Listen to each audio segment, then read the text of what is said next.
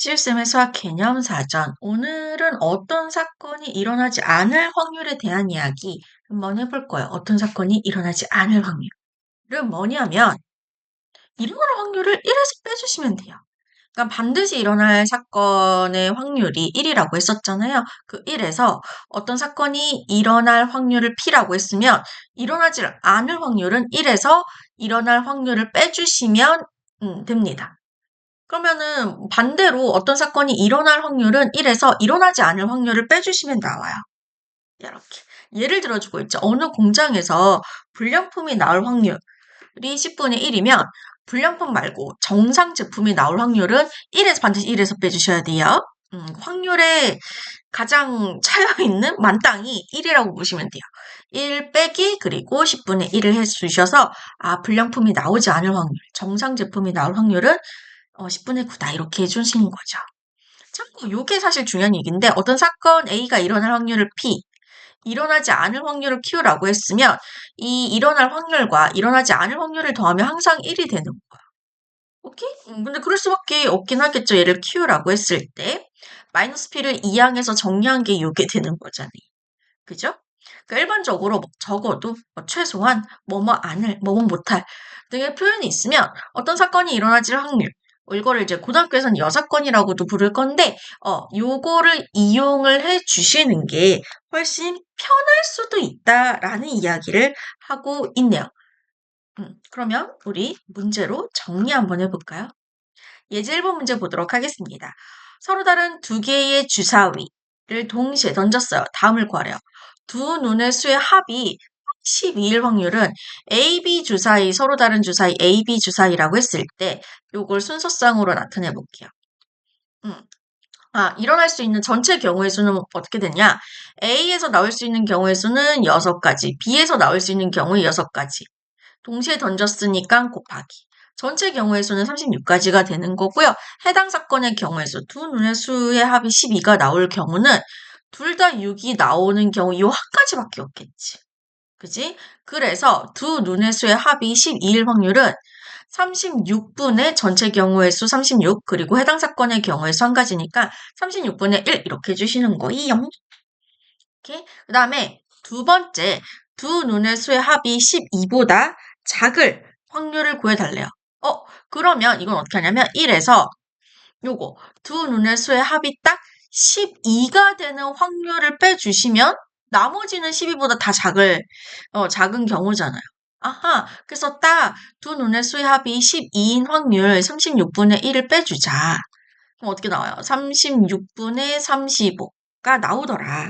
그래서 이거를 두 눈의 수의 합이 2인 경우, 3인 경우, 4인 경우, 5인 경우, 뚜루루루 또 11인 경우를 하나하나 다 해당 사건의 경우의 수를 구해서 더하는 것보다는 반대, 일어나지 않을 사건의 확률을 구해서 빼주시는 게 계산하는 데는 조금 더 효율적이라는 거예요. 오케이? 그 다음에 예제 2번 문제를 볼게요. 서로 다른 동전 3개를 내가 동시에 던졌어. 이거 왜 이러니? 1번. 모두 뒷면이 나올 확률. 일단은 전체 경우의 수를 먼저 구하셔야 되겠죠. 전체 경우의 수는 서로 다른 동전 3개를 던졌어요. 뭐 A 동전, B 동전, C 동전.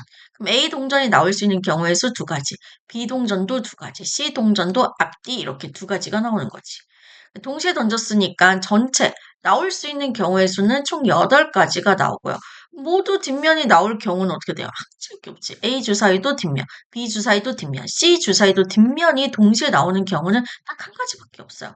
그래서 확률로 따지면 8분의 1 이렇게 되는 거지. 자, 2번 요거를 한번 볼게요. 자, 적어도 하나는 앞면이 나올 확률. 이거 해석을 어떻게 하냐면 적어도 하나는 앞면이 나올 확률. 이 경우 어떻게 하냐면 내가 동전 3개를 다 던졌잖아. 그러면 한 개만 앞면이 나와도 되고 2개가 앞면이 나와도 되고 3개 다가 앞면이 나와도 돼요. 그러니까 앞면이 한 번만 나와도 되고 2번 나와도 되고 3번 나와도 돼요. 무조건 앞면이 한 번 나올 수 있는 경우의 수, 아니 확률, 앞면이 2번 나올 수 있는 확률, 앞면이 3번 나올 수 있는 확률을 각각 구해서 더해 주셔도 되지만 물론 이제 확률의 덧셈을 다음 시간에 배울 거긴 한데 그렇게 더해 주셔도 되고요. 아니면 경우의 수로만 따지면 전체 경우의 수 8가지 중에서 앞면이 한 번 나오는 경우, 앞면이 2번 나오는 경우, 앞면이 3번 다 나오는 경우를 각각 구해서 더해 주신 거를 여기 분자에 해당 사건의 경우의 수로 올리셔도 돼요. 근데 그렇게 하느니 어라? 여기서는 지금 여기 앞면이 1번, 2번, 3번 아예 앞면이 아예 안 나오는 경우도 있을 수 있잖아. 이 앞면이 아예 안 나오는 경우가 무슨 경우냐? 모두 뒷면이 나올 경우인 거야. 아하, 그러면 전체 이 4가지 경우가 나오는데 이 4가지 경우 중에서 3개를 다 각각 구해서 더했느니 요 한 번을 구해서 전체에서 빼자.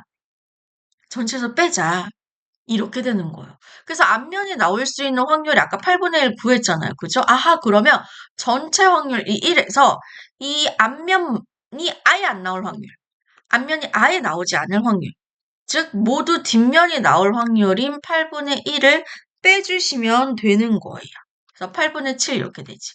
그래서 적어도 유형이 나오면 문제를 어떻게 풀면 좋냐면 적어도 유형이 나오면 1에서 확률이요. 1에서 반대 반대 확률을 빼주시면 돼요.